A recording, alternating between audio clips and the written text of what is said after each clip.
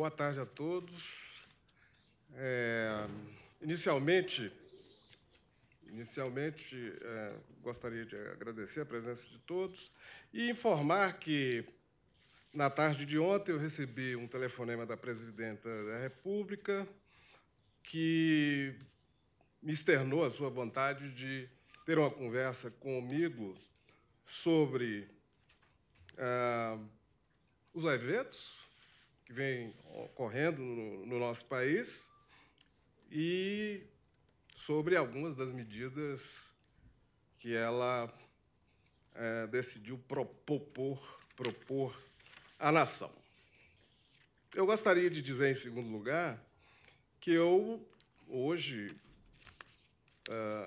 estive com a presidente e o que eu disse a ela, eu disse na condição de presidente do tribunal, de ministro de presidente do tribunal. Ou seja, o que eu disser aqui, no intuito de reportar a conversa muito agradável que eu tive com a presidente da República, nada mais é do que a minha posição como presidente do tribunal, como chefe do Poder Judiciário, e, por pertencer a um órgão colegiado, eu gostaria de frisar muito bem que eu não falo em nome dos demais ministros da Casa. Tudo que eu disser aqui é minha opinião pessoal, como presidente do tribunal. Bem, o primeiro tema, objeto da nossa conversa, foi sobre partidos políticos. Eu disse de maneira muito clara à presidente o que eu penso sobre essa matéria. Eu disse que acho que há um sentimento difuso na sociedade brasileira, e eu, como cidadão, penso assim, há uma vontade no povo brasileiro, especialmente dos mais esclarecidos, vou usar muito bem os verbos, diminuir ou de mitigar o peso. Volto a dizer, diminuir ou mitigar e não suprimir, tá?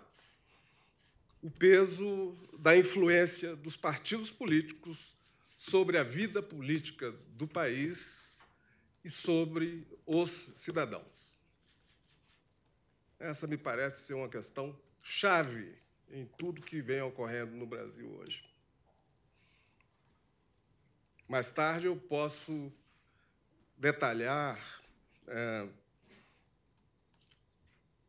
de que maneira esse peso dos partidos políticos tem se mostrado excessivo no nosso país. Sei muito bem que nenhuma democracia vive sem partidos políticos, mas há formas de mitigar ou de diminuir essa influência dos partidos, ou seja, de introduzir pitadas de vontade popular, de consulta direta à população. Isso, em nada, se confunde com a ideia de supressão de partidos políticos. Falei com a presidente sobre algumas ideias que eu tenho, que me parecem cruciais, para diminuir esse peso excessivo dos partidos políticos. Por exemplo, em primeiro lugar, disse para ela, não se faz reforma política consistente no Brasil sem alteração na Constituição. Mantenho essa posição. Qualquer pessoa minimamente informada sabe que isso é essencial. O modo de eleição, não só do presidente da República, mas também dos deputados e senadores, está na Constituição. Qualquer medida que venha a alterar essa sistemática de eleição de deputados, senadores e presidente exigirá mudança na Constituição. Portanto, está descartada a ideia de uma reforma política eficaz, consistente, através de lei ordinária. Esse é o meu ponto de vista. Gostaria também de fazer um parênteses para dizer, olha, tudo que eu estou a dizer aqui hoje, eu falo em caráter bastante abstrato, porque nós não temos ainda nenhuma deliberação definitiva sobre eventuais medidas concretas que venham a ser adotadas oficialmente. Então, vejam bem, eu já disse a vocês, e repito aqui, eu sou inteiramente favorável ao voto distrital, seja o voto distrital puro, em um turno, ou ao voto distrital com um segundo turno qualificado, ou seja, como se dá essa qualificação? Você faz um primeiro turno de votação, e aí vão para o segundo turno apenas aqueles candidatos em cada distrito que obtiverem um percentual X de votos, digamos 10%, 12%, 15%. Esse seria um sistema de voto distrital. Mas o importante é que me parece decisivo numa hora como essa, em que nós passamos por uma crise de representação política, não é? Vejam bem, essa crise não é exclusiva do Brasil. O sistema de representação política sobre o qual nós vivemos é um sistema concebido, inventado no século XVIII. Esse sistema já mostra marcas profundas de esgotamento. E é disso que se cuida, não é? Não é uma exclusividade brasileira. Isso, grandes democracias, mundo afora, vêm passando por essas crises esporádicas. Eu não falei para presidente, mas sou inteiramente favorável, eu acho que seria uma medida adequada para a nossa realidade, sobretudo se caminharmos em direção ao voto distrital, adotar a possibilidade do recall. O que é o recall? A pessoa é eleita, claramente identificada como eleita, haver a possibilidade do mandato dessa pessoa ser revogada por quem a elegeu, ou seja, os próprios eleitores. Uma medida como essa tem o efeito muito claro de criar uma identificação entre o eleito e o eleitorado, impor ao eleito responsabilidades para com quem o elegeu, que, em poucas palavras, é o que falta no sistema político brasileiro hoje, na representação, especialmente na representação perante os órgãos legislativos.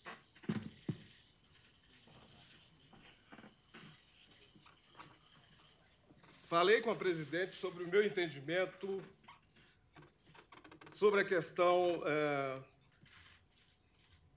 dos suplentes de senadores. Essa é uma excrescência totalmente injustificável, não é? Nós temos um percentual muito elevado de senadores que não foram eleitos. São pessoas que, de alguma forma, ingressaram na chapa da pessoa que era o candidato mais forte e que, passado algum tempo, com a renúncia, com a morte, com o fato de o titular ter assumido um cargo no Executivo, esses suplentes subitamente substituem os titulares. E isso eu disse até para a presidente, olha, eu sou eleitor no Rio de Janeiro. Confesso à senhora que eu não sei quem é o terceiro senador do estado onde eu sou domiciliado. Pior que ninguém na sala sabia também. E essa situação, vocês devem saber muito bem, ocorre em diversos estados brasileiros. Eu não falei para a presidente, mas sou inteiramente favorável às candidaturas avulsas em diversos níveis de eleições. Por que não? Já que a nossa democracia peca por essa falta de identidade, por essa falta de identificação entre eleito e eleitor, por que não permitir que o povo escolha diretamente em quem votar? Por que essa intermediação necessária por partidos políticos desgastados, né? Totalmente sem credibilidade? Olha, existem algumas democracias que admitem o voto avulso, né? E com sucesso. Hoje, nos jornais, eu li, por exemplo, que o prefeito de Nova York, que é uma das grandes cidades do mundo, não tem nenhuma vinculação. Me lembro de, num passado bem recente, lá nos Estados Unidos, alguns senadores sem qualquer vinculação a partido político. Isso, a meu ver, só contribui para a robustez da democracia. Aquilo que eu chamei no início de pitadas de vontade popular se integra a essa ideia de permitir candidaturas avulsas. Em outras palavras, eu acho que a sociedade brasileira está ansiosa por se ver livre, pelo menos parcialmente, desses grilhões partidários que pesam sobre o seu ombro. E isso é muito salutar. Volto a enfatizar: diminuir, mitigar e não suprimir. Essa é a ideia geral. Falei ainda muito rapidamente, mas fiz questão de deixar claro para a presidente que não achava ser esse o momento oportuno. Falei sobre medidas pontuais de combate à corrupção. Esses foram os dois temas objeto da nossa conversa. Então, disse para ela o que eu penso. Alguns tópicos eu tive a oportunidade de desenvolver. Eu penso que, nesse campo do combate à corrupção, seriam necessárias algumas medidas, até radicais, no campo do judiciário. Por exemplo, uma reforma radical da estrutura de carreira do judiciário brasileiro. Para quê? Mais uma vez, uso os mesmos verbos. Para suprimir, e agora é para suprimir mesmo, para suprimir ou mitigar o peso da política na evolução da carreira dos juízes em todo o território nacional. Nós sabemos muito bem que a maneira como se dá a promoção de juízes no Brasil, há uma alternância entre promoções por antiguidade, são aquelas sobre as quais o mundo político não tem nenhuma influência, porque elas são obrigatórias, e tem a chamada promoção por merecimento, que, na maioria dos casos, não há merecimento algum. São escolhidos para promoção aqueles que têm mais trânsito político, digamos assim. Aqueles que são profissionais tecnicamente impecáveis, que só pensam em seus deveres funcionais, só pensam em fazer justiça, esses não são promovidos. Então, qual é a proposta? Eu, aleatoriamente, saquei do bolso do colete e disse para o presidente o seguinte: olha, é dar maior prioridade à promoção por antiguidade ou baixar sensivelmente os critérios da promoção por merecimento. Hoje, quem pode ser promovido por merecimento nas carreiras do judiciário? Quem estiver dentro do quinto de antiguidade, ou seja, se há 100 juízes num quadro, aqueles que forem os 20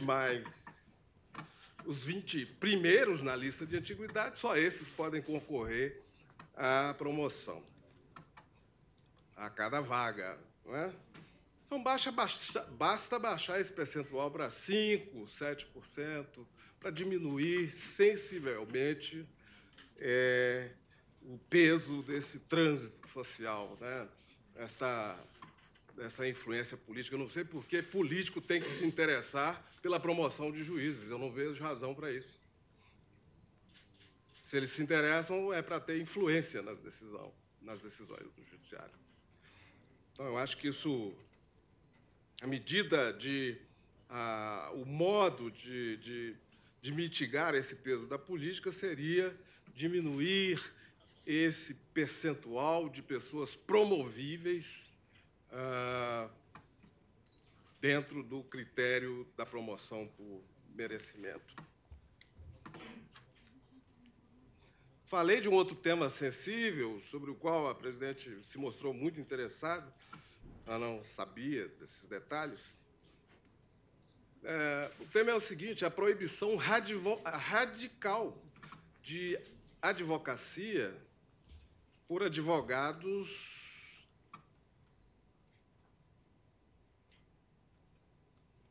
que tenham parentes nos tribunais onde eles... nesses tribunais onde eles atuam. Seria muito simples, isso seria feito por lei ordinária.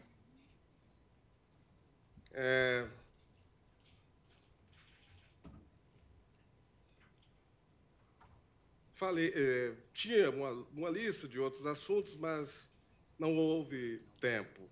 Finalizei falando para o presidente sobre a meta 18 do Conselho Nacional de Justiça, que é aquela meta que cuida de dar prioridade aos casos de improbidade administrativa e aos crimes contra a administração pública. A ideia da meta 18 é fazer com que todos os processos distribuídos até dezembro de 2011, nesses dois campos, sejam julgados até o final deste ano. Bem, foram esses, em linhas gerais,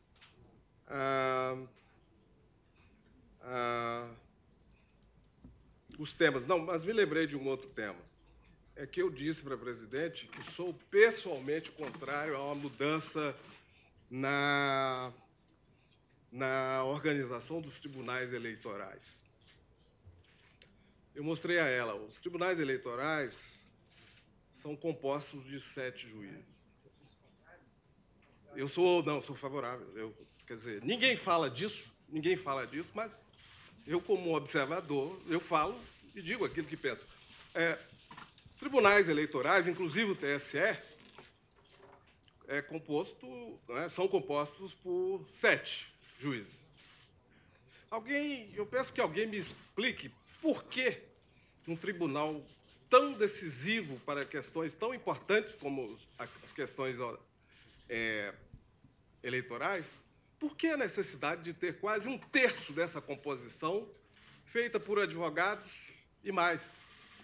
Por advogados que até 18 horas de cada dia são advogados, têm os seus clientes particulares, têm a sua vida como advogado e, a partir das 19 horas, são juízes.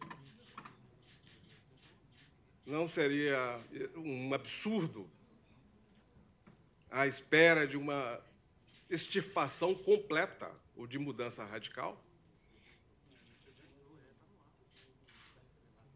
Foram esses os temas.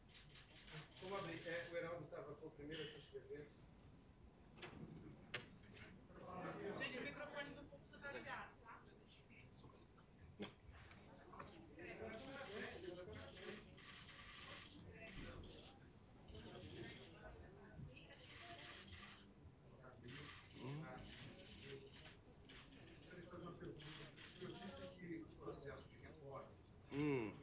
optar por emenda à Constituição. Sim, é a maneira que eu vejo. Gostaria de saber do senhor se esse processo de emenda à Constituição se daria, na opinião do senhor, o senhor tratou ou não com a presidente sobre isso, por constituinte exclusiva ou, como a presidente já se referiu no discurso de ontem, a colocação dela, ou se faria esse processo de reforma política via um plebiscito numa evolução do que a OAB acabou nos informando hoje, um plebiscito, uma consulta para o conteúdo da reforma. E, nesse caso, como é que ficaria o papel do Congresso Nacional? Se o senhor acha que esse papel do Congresso Nacional não seria diminuído até em detrimento de mandamentos constitucionais. Muito obrigado. Olha, eu falei de maneira bastante genérica com o presidente sobre isso e fui muito objetivo, como sempre procuro ser, ao dizer a ela que nós estamos passando por um período de crise grave. O que se espera dos poderes públicos são soluções. Soluções e não discussões estéreis sobre questões puramente doutrinárias que portam sobre modelos que foram concebidos há mais de 200 anos. O que eu acho sobre essa questão, se é plebiscito está previsto na Constituição, está previsto em lei, não é? É evidente que o Congresso terá um papel predominante em qualquer modelo de discussão. Agora, o que a sociedade brasileira quer são respostas rápidas. Esses leguleios típicos do microcosmo jurídico brasileiro, em geral, sem nenhuma correspondência na realidade social, sem nenhum lançamento de olhar sobre o que ocorre no mundo que nos cerca, isso não tem nenhuma importância, a meu ver. O importante é que a Constituição fala muito claramente sobre as formas de exercício da democracia em nosso país, e essas formas são o voto direto, são a democracia, simulacros de democracia direta, exercíveis através do plebiscito, do referendo e da consulta popular. Essa é a essência. Agora, o que nós temos que ter é uma consciência muito clara de que há uma necessidade no Brasil de incluir o povo nas discussões sobre reformas. O Brasil está cansado de reformas de cúpula. Examinem a história do Brasil, examinem a história da nossa vida independente como nação, e vocês vão descobrir uma coisa. Todos os momentos cruciais da nossa história tiveram soluções de cúpula. A independência foi um conchavo de cúpula entre elites portuguesas e elites brasileiras. A República foi um movimento em que o povo esteve completamente excluído, não é? O povo acordou no dia 15 de novembro sem saber que tinha havido uma mudança de regime.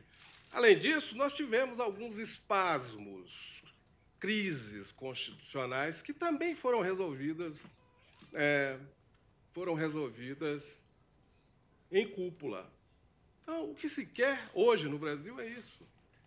É o povo participando das decisões. Agora, as discussões que vêm do universo jurídico, que esquecem essa questão fundamental, não vejo relevância. Boa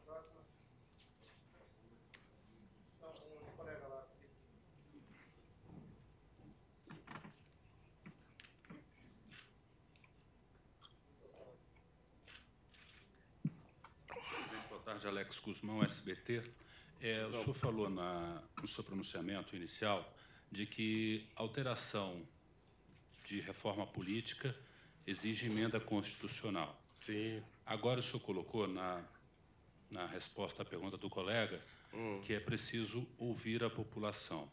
Dentro dessa discussão, e há um impasse, pelo menos nas discussões, qual seria o caminho ideal? E o senhor chegou a comentar com a presidente da possibilidade de se fazer reforma política por meio de uma constituinte específica? Obrigado. Olha, não entrei em detalhes sobre isso, mas e sobre isso ela não discordou, não é? Acho que é a ideia dela mesmo. A ideia dela coincide com a minha, de que nós temos sim que trazer o povo para a discussão e não continuarmos com essa tradição de conchavos de cúpula. O seu colega anterior trouxe uma discussão puramente técnica, sobre a qual eu me reservo o direito de falar no momento oportuno, quando provavelmente essas questões chegarem ao Supremo Tribunal para discussão, que é muito provável que cheguem, não é, até aqui. Mas a Constituição me parece muito clara, né? A presidente da República, o presidente da República tem figura entre os legitimados para propor uma emenda constitucional. Ela pode fazer uma emenda constitucional propondo as reformas que ela entender necessárias, especialmente essa reforma política. Agora, o que eu indago é o seguinte: num momento de crise grave como o atual, a propositura de reformas via emenda constitucional seria viável? Essas propostas já não tramitam no Congresso Nacional há anos. Houve, em algum momento, demonstração de vontade política de levar adiante essas reformas? Então, é para isso que eu sempre faço questão de chamar a atenção. Não se discute direito, não se discutem questões elevadas de direito de forma dissociada da realidade. E qual é a realidade que nós temos no Brasil? Nós temos representantes que até hoje não demonstraram qualquer interesse em fazer reforma nesse campo. E é exatamente essa falta de interesse que, em parte, levou à crise atual pela qual estamos passando. Então, vamos ao ponto, né? Nós temos uma crise de legitimidade. O que nós precisamos é de medidas que mitiguem, que suprimam essa crise de legitimidade. As pessoas que pensam no país, que pensam em soluções que beneficiem a grande maioria, não devem se desviar e perder tempo com discussões que só levam à dispersão, à perda de tempo.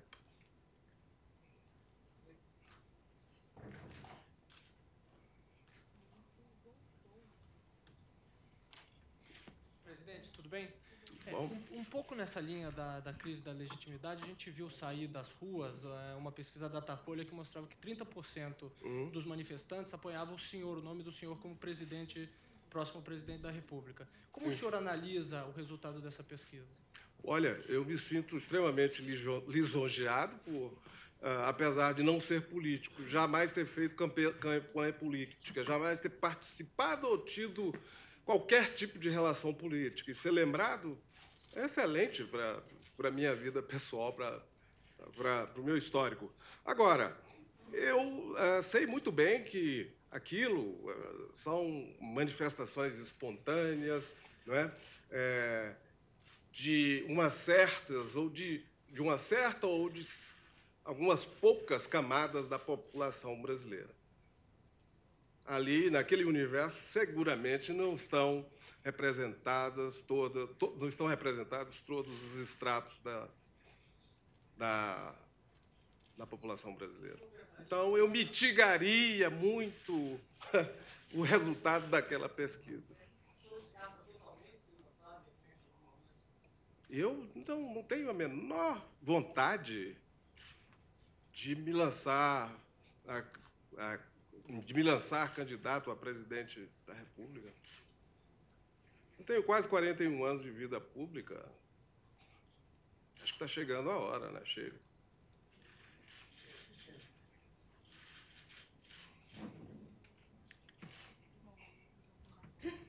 Boa tarde, ministro. A presidente fez, pelo menos através de seus ministros, fez expressar à nação que teria havido uma espécie de consenso, um acordo nacional entre os integrantes do Executivo, governadores e prefeitos que estiveram com ela ontem, e agora tenta esse acordo com o Legislativo e com o Judiciário. O senhor acredita na possibilidade de um pacto nacional por reformas tão profundas como o senhor acabou de dizer? O senhor acha que o Judiciário tem uma contribuição a dar, dará essa contribuição? O senhor acredita que haverá empenho dos três poderes em efetivamente ouvir as ruas e trazer soluções para as questões que estão colocadas? O senhor acredita num pacto nacional? Bom, eu acredito que atendi prontamente ao convite que ela me fez para termos essa conversa. Agora, eu me coloco como voz minoritária dentro do judiciário brasileiro, não é? Vocês conhecem bem as minhas posições bastante críticas em relação a certas práticas que são vistas como absolutamente aceitáveis no nosso judiciário. Então, eu não acredito, sinceramente, que essas ideias, algumas das quais eu expus aqui hoje, que haja consenso no judiciário sobre elas. Por isso é que eu fiz questão de frisar que falava como uma voz que não engajaria, não é, outras pessoas dentro do judiciário, muito menos os ministros do Supremo Tribunal Federal. E mais, eu sempre faço questão de frisar isso. Se eu tenho essas ideias, eu as tenho porque elas são fruto de uma trajetória pessoal, de uma trajetória acadêmica, de quem tem experiência em viver em grandes democracias. A minha vida profissional jamais foi pautada por discussões puramente acadêmicas. Eu tenho sempre o pé na realidade. Mas não só na realidade nossa aqui, na realidade do nosso país. Ministro, eu queria saber como funcionaria um recall dos políticos uma vez eleitos. É muito simples. Em sistemas, esse recall se aplica muito bem a países com voto distrital, países que adotam o voto distrital, né, o sistema distrital. E, nesse sistema distrital, os deputados são eleitos mediante eleições majoritárias dentro de um distrito. Então, necessariamente, vai sair eleito uma pessoa que faz parte daquela circunscrição. Ora, nesse sistema, o que há de bastante elogiável nesse sistema é que há esta responsabilidade, essa ligação de representatividade e de responsabilidade do eleito para aquele círculo pequeno que o elegeu. O resultado disso é que a pessoa é eleita numa circunscrição tão pequena, pode ser pequena, mas num país tão grande como o Brasil, ela pode abranger mais de um município, né? É mais fácil para o o eleitor controlar e saber as tomadas de posição feitas pelo seu eleito, saber e cobrar.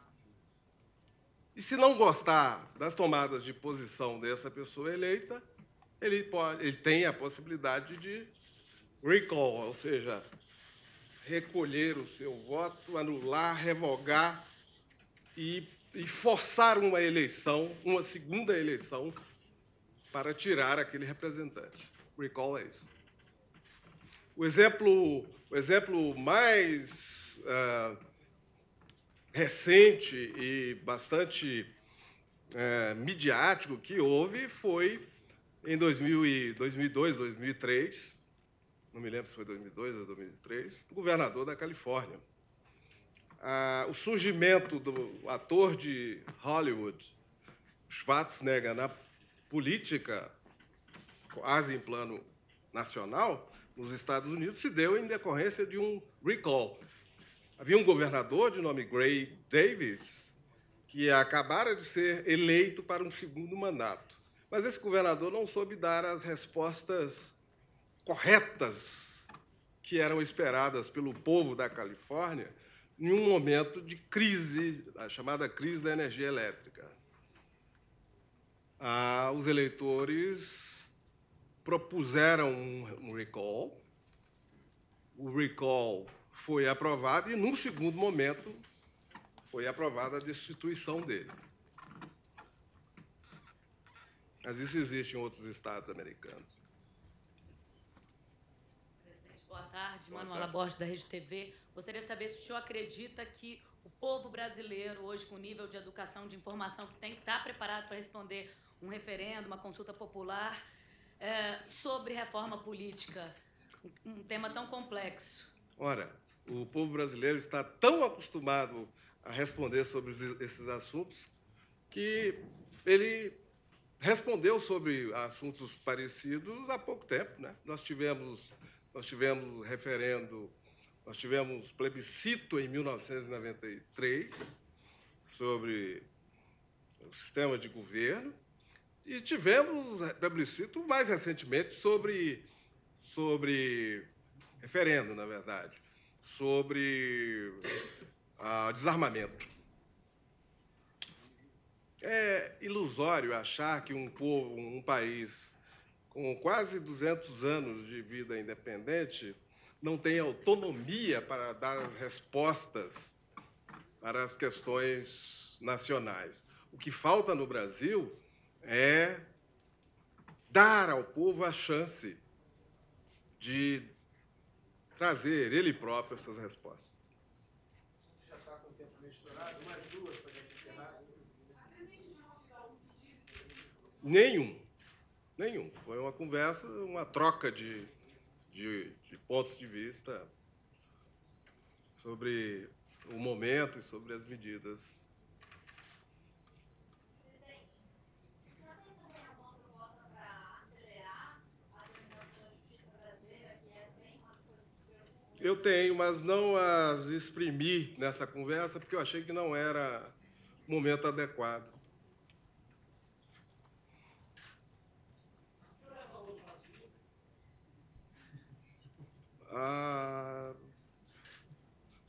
Vocês sabem muito bem, aqui nós vivemos num mundo, em Brasília, vivemos numa situação totalmente artificial, né? Eu, há pelo menos 10 anos, aqui em Brasília, nunca andei de ônibus depois que voltei para cá. Aliás, hoje faz 10 anos. No Rio de Janeiro até que andei, sim. Andei de ônibus, inclusive recentemente. De vez em quando eu pego um ônibusinho lá. Mas eu, sinceramente, não tenho elementos para responder, né? Porque tudo hoje tem custo. Eu não sei como se daria essa equação. Pois não.